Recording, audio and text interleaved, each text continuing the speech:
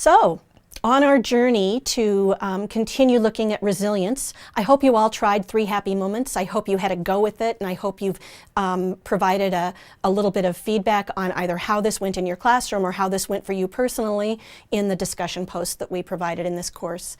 I want to talk briefly about the building blocks of resilience. There are basically 6 categories, if you will. And I like to think of them as building blocks because, again, just like PERMA, positive emotion, relationship, meaning, and accomplishment, they all interact. But these are the 6 things that are associated with really strong resilience on the part of an individual. The first one is self-awareness.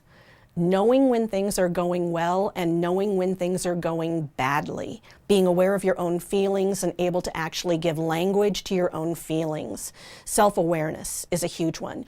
And reflection is a fantastic tool for gaining greater levels of self-awareness. The next one is self-regulation. We are in a world where children's behaviors in classrooms are regulated in a wide variety of ways. When the classroom teacher has, I don't know quite how to put it, when the classroom teacher has strategies that they employ that overtly, externally regulate children's behavior, very frequently those children will not develop self-regulatory behaviors. They will be impulsive when they're not in the presence of that classroom teacher who's controlling that impulsivity. So self-regulation is when the child is capable of regulating themselves. They can sustain focus for a window of time. They have stamina toward individual classroom types of activities. Self-regulation is incredibly important. Those of you working in the early childhood area know that the whole focus of what you're trying to do with kiddos is self-regulation, but it basically never stops. I have very poor impulse control and low levels of self-regulation sometimes and can be quite distracted. And I'm constantly still, as an adult, working on my own self-regulatory behaviors. So self-regulation is a lifetime activity that we're always building or potentially growing in these areas. The next one is mental agility, the ability to think with agility, and it relates to our ability also to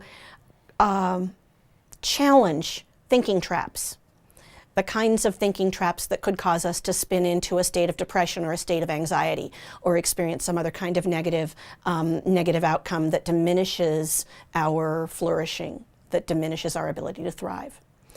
Character strengths. Everyone has them. In the literature and the research, there are 24 of these that have been identified, and we're going to talk about those in another segment.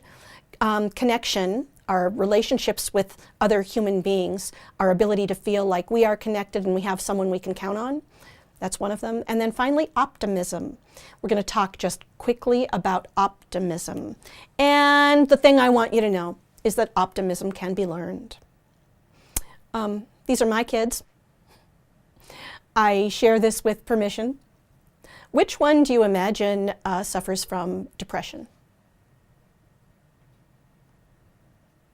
You can see it, right?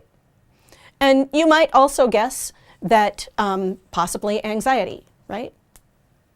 You can see it. And I want you to know that optimism is a skill that can be taught and learned, and you can increase the level of a person's optimism within a set point.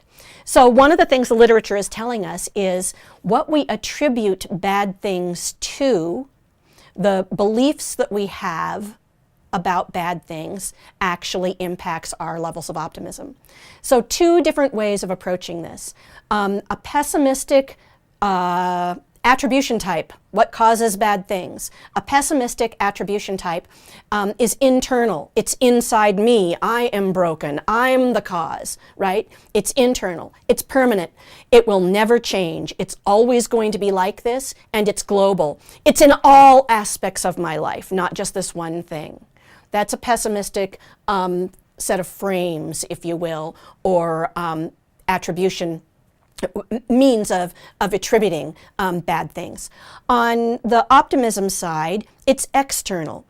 It's outside of me, right? It's temporary. It's just at this particular moment in time, and it's specific. It's only in this specific circumstance.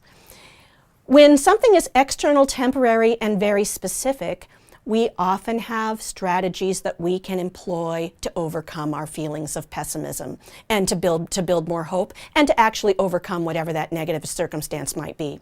When it's internal, permanent, and global, and I also like to think of this through the lens of 3 poisonous Ps. When it's personal, permanent, and pervasive, that's when you get into a negative cycle. And you can teach children to challenge their internal beliefs, their beliefs about permanence and their beliefs about global. I need you to know that it's also connected to the way that we provide students with feedback. So the last thing on this front is to know your ABCs. When an adverse event happens, it's our beliefs about that adverse event that cause the consequential feelings we have about that adverse event and not the event itself. So our beliefs about adverse events create our emotional response and not the events themselves. We can modify our beliefs. We might not ever be able to take away an adverse event, right? That's just life. But we can modify our beliefs about adverse events, and that can create far higher levels of optimism and hopefulness, which are highly correlated to thriving.